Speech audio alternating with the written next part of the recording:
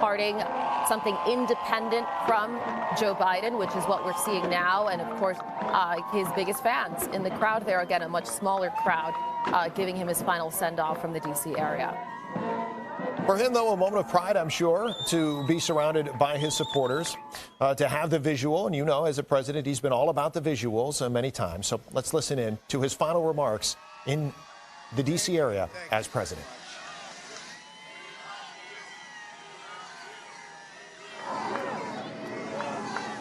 Thank you very much. And we love you. And I can tell you that from the bottom of my heart. This has been an incredible 4 years. We've accomplished so much together. I want to thank all of my family and my friends and my staff and so many other people for being here. I want to thank you for your effort, your hard work. People have no idea how hard this family worked. They worked, and they worked for you. They could have had a much easier life, but they did a fantastic job. I just want to thank all of you, everyone. I want to thank Mark Meadows, who's here, someplace right there. I want to thank Mark. But it's been something very special. We've accomplished a lot. Our First Lady has been a woman of great grace and beauty and dignity. And so popular with the people, so popular with the people. In fact, honey, would you like to say a few words, please? Being your First Lady was my greatest honor. Thank you for your love and your support. You will be in my thoughts and prayers. God bless you all. God bless your families. And God bless this beautiful nation. Thank you. What else has to be said, right? But what we've done, that's true, honey, great job. What we've done has been amazing by any standard. We rebuilt the United States military. We created a new force called Space Force. That in itself would be a major achievement for a regular administration. We were not a regular administration.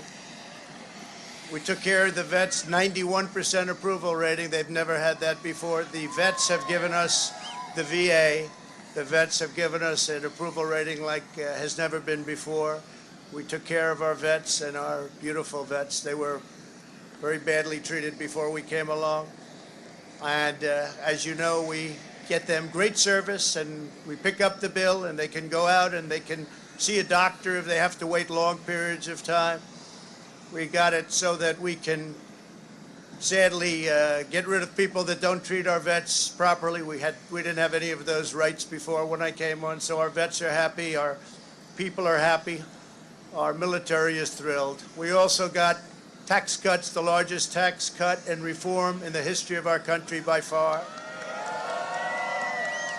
I hope they don't raise your taxes, but if they do, I told you so. And if you look at the regulations, which I consider the regulation cuts to be maybe even more important, that's why we have such good and have had such good job numbers. The job numbers have been absolutely incredible. When we started, had we not been hit by the pandemic, we would have had numbers that would never have been seen. Already our numbers are the best ever. If you look at what happened until February a year ago, our numbers were at a level that nobody had ever seen before. And even now, we really built it twice. We got hit. Nobody blames us for that. The whole world got hit, and then we built it again. And now the stock market is actually substantially higher than it was at its higher point prior to the pandemic. So it's really, you could say we built it twice. And you're going to see incredible numbers start coming in if everything is sort of left alone. Be careful. Very complex. Be careful. But you're going to see some incredible things happening. And remember us when you see these things happening, if you would. Remember us, because I'm looking at elements of our economy that are set to be a rocket ship up. It's a rocket ship up. We have the greatest country in the world. We have the greatest economy in the world, and as bad as the pandemic was, we were hit so hard, just like the entire world was hit so hard. Places that thought they got away with it didn't get away with it. They're suffering right now. We did something that is really considered a medical miracle. They're calling it a miracle, and that was the vaccine. We got the vaccine developed in 9 months instead of 9 years or 5 years or 10 years or a long time. It was supposed to take a long time, many, many years to develop a vaccine. We have 2 out. We have another one coming almost immediately, and it really is a great achievement. So you should start to see really good numbers over the next few months. I think you're going to see those numbers really skyrocket downward. And I can only say this, we have worked hard. We've left it all, as the athletes would say, we've left it all in the field. We don't have to come and say, we'll never say in a month when we're sitting in Florida, we're not going to be looking at each other and saying, you know, if we only worked a little bit harder, you can't work harder. And we had a lot of obstacles, and we went through the obstacles, and we just got 75 million votes, and that's a record in the history of sitting presidents. That's an all-time record by a lot, by many millions. In the history of sitting presidents, it's been really just an honor.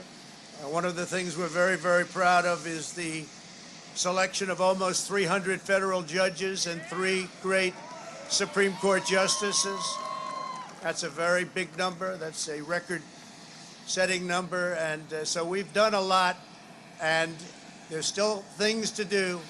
The first thing we have to do is pay our respects and our love to the incredible people and families who suffered so gravely from the China virus. It's a horrible thing that was put onto the world. We all know where it came from, but it's a horrible, horrible thing. So be very careful. Be very, very careful. But we want to pay great love to all of the people that have suffered, including families who have suffered so gravely. So with that, I just want to say you are amazing people. This is a great, great country.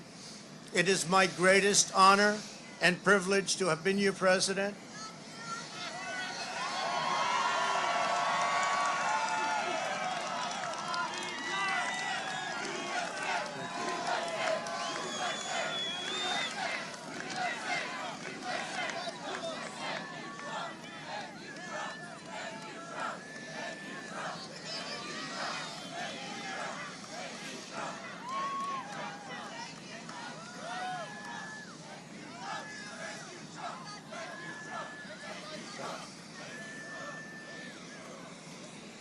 I will always fight for you.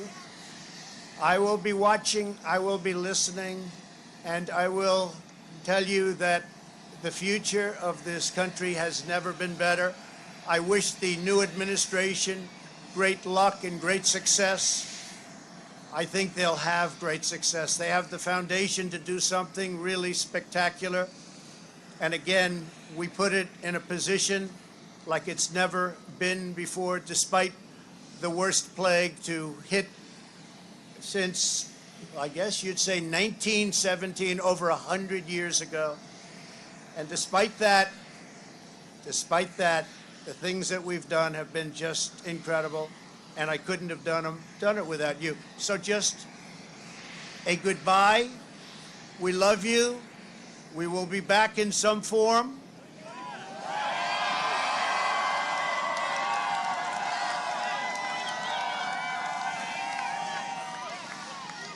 And again, I want to just, in leaving, I want to thank our Vice President, Mike Pence, and Karen. I want to thank Congress, because we really worked well with Congress, at least certain elements of Congress. But we really did. We've gotten so much done that nobody thought would be possible. But I do want to thank Congress. And I want to thank all of the great people of Washington, D.C., all of the people that we worked with to put this miracle together. So have a good life. We will see you soon. Thank you. Thank you very much. Thank you very much. Thank you.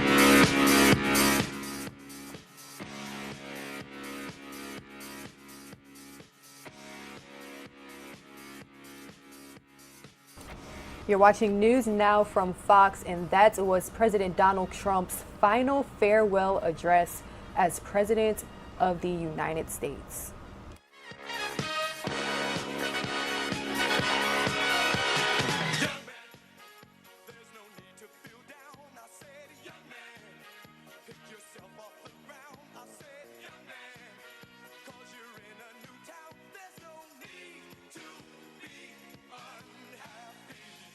Message. He knows his supporters. He knows his game plan. And in his last address, he played off to all of them, as you would completely expect.